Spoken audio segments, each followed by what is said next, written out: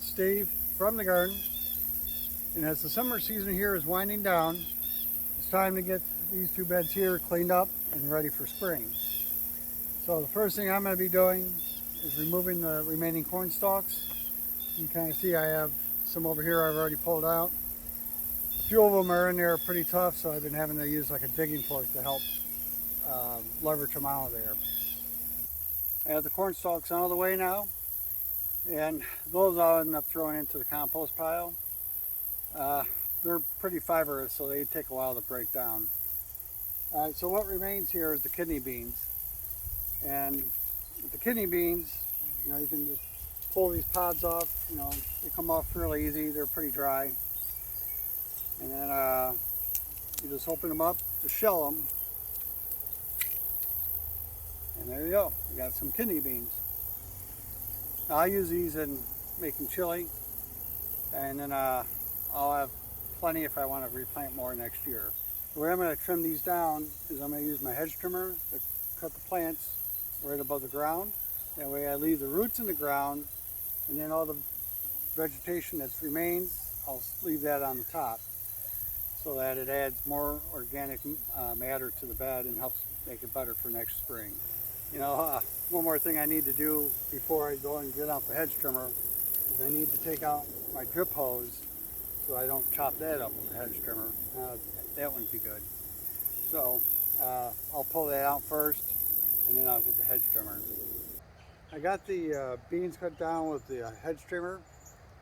It didn't work as well as it did with the buckwheat I cut down previously, and that's mainly because some of the bean stalks are about as thick as my finger, so it was a little harder for the hedge trimmer to cut them, to cut through those. Anyways, what I ended up doing is I got those cut down. I had some bananas that were going bad, so I kind of cut those into some pieces, and I buried those in the places where I'm going to be planting tomatoes next year. So I did that in this bed at least, and I'm going to now top this off with compost. Now I have both beds topped off with compost. The bed on your left is topped off with a commercial compost, and this bed on the right is topped off with compost I made with my Johnson Su bioreactor. So we'll kind of just see how that goes. I did water both beds really well after I topped them off. The next step is to get them covered with the woven ground cover.